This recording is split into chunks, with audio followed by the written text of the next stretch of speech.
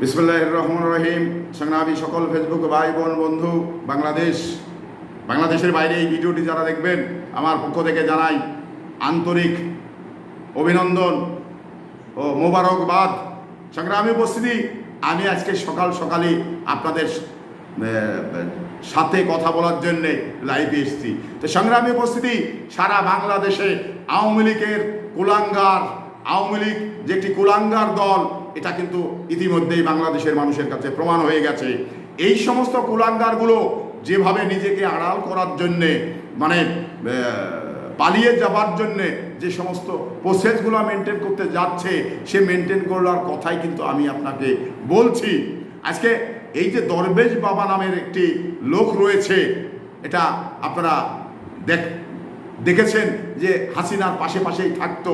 সেই দরবেশ বাবা, তার পাকা দাড়ি এবং চুলগুলো পাকা, সে এগুলো দাড়িগুলো কেটে চুলগুলো কালি করে সে নিজেকে আড়াল করার জন্যে সদরঘাট থেকে পালিয়ে যাচ্ছিল। এটা কিন্তু একটা হাস্যকর কথা। কারণ আপনারা তো এই বিষয়গুলো আসলে মানে ভয় তো প্রত্যেকটি মানুষেরই রয়েছে, কিন্তু এই মানুষটির কোন ভয় রয়েছে বা কোন ভয় লেগেছে যে নিজের দাড়ি, এটা রাসূলের সুন্নত, আল্লাহ মানে বারবার বলেছে যে উপযুক্ত হওয়ার পর থেকেই এই সুন্নত এবং ঈমান আমানের সঙ্গে চলাফেরা করতে বলেছেন। তো সেই রাসূলের সুন্নত নিজেকে আড়াল করার জন্যে কেটে মানে পালিয়ে যেতে হবে চোর। এটা কোন চোর? এটা এইরকম চোর আমি খুবই কমই দেখেছি। এই চোরগুলো আসলে বাংলাদেশটাকে লুটপাট করে এখন নিজেকে আড়াল করে যে সে পালিয়ে যাচ্ছে, এটা আসলে পালিয়ে যাবার পরে আর একটি দৃষ্টান্ত স্থাপন করলেন। এই যে দুইজন বেনাচার, একজন হলো আইনমন্ত্রী, একজন হলো এই দরবেশ বাবা, দুজনে কিন্তু একই জায়গায় ছিলেন, একই জায়গায় কিন্তু তাদের খুঁজে ধরেছেন। এই যে অবস্থা, আইনমন্ত্রী এ কুলাঙ্গার আবার কি বলতো, এ কথায় বলতে যে আইনের ব্যাপার, এটা আমাদের বিষয় না, এটা আইনের ব্যাপার। আমাদের বাংলাদেশের এই 18 কোটি জনগণের মা বেগম খালেদা জিয়া, ওনাকে এই 2 কোটি টাকার জন্য, সে টাকাটা কিন্তু এখনো রয়েছেই, একটা অ্যাকাউন্ট থেকে আরেকটা অ্যাকাউন্টে কিন্তু টাকাটা রয়েছেই। তারপরেও তাকে যে জেল 17 বছর যে জেল দেওয়া হয়েছে। এবার বেগম খালেদা জিয়ার কথা নেতাকর্মী বললে এবং সাংবাদিকরা প্রশ্ন করলেই বলে এটা আইনের ব্যাপার, এটা আমাদের বিষয় না, এটা আইনের বিষয়। আরে কুলাঙ্গা, তোর আইন এখন কোথায় গেল? তোর আইন এখন নিয়ে আয়, এই আইনেই তোর কিন্তু বিচার হবে।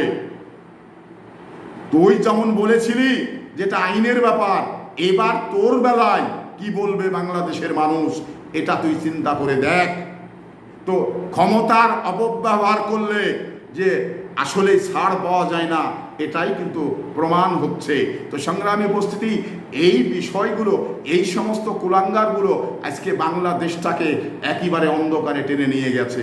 কারণ বাংলাদেশের যে অবস্থা, এই অবস্থা থেকে বাংলাদেশকে উত্তরণ করতে হলে এখন কত বছর যে সময় লাগবে বাংলাদেশ আগের বাংলাদেশে ফিরিয়ে আসতে, এটা কিন্তু আমরা বাংলাদেশের জনগণ হিসাবে যারা বাংলাদেশ নিয়ে একটু আলাপ আলোচনা করি, তারা কিন্তু বুঝতে পারবো। তো সংগ্রামী উপস্থিতি, এই সমস্ত কুলাঙ্গাদের দ্রুত বিচার করে, দ্রুত বিচার ট্রাইব্যুনালে তাদের বিচার হওয়া উচিত। এই বিচারে সাজাটা অতি তাগাদা কার্যকর করতে হবে। কারণ এই আওয়ামী লীগ বাংলাদেশে রাজনীতি করবার মানে নিবন্ধন বাতিল করতে হবে। এদের বিচার করে বাংলাদেশ আওয়ামী লীগ নামক যে দলটি রয়েছে, তার নিবন্ধন আজীবনের জন্য বাতিল করতে হবে। ক্ষমতার অপব্যবহার করেছে, তার অবস্থা যে কি হবে এটা বাংলাদেশের মানুষ জানবে। প্রচলিত আইনে তাদের কিন্তু বিচার হবে। এই যে কথায় বলা হয় যেটা আইনের ব্যাপার, আইনের ব্যত্যয় ঘটানো যাবে না। আরে আইন তো আওয়ামী লীগের আইন চলবে না, এবার বাংলাদেশের 18 কোটি মানুষের আইন চলবে। তো সংগ্রামী উপস্থিতি, এই আইনকে এই আইনকে শ্রদ্ধা রেখে আইনের ন্যায় বিচার প্রতিষ্ঠা করে বাংলাদেশ আওয়ামী লীগের যে বিচার হবে সে বিচার অতি তাগাদা কার্যকর করতে হবে। তো সংগ্রামে উপস্থিতি, এই আশা ব্যক্ত করেই আমি সবার সুস্বাস্থ্য কামনা করে বিদায় নিচ্ছি। আসসালামু আলাইকুম, ভালো থাকবেন আপনারা।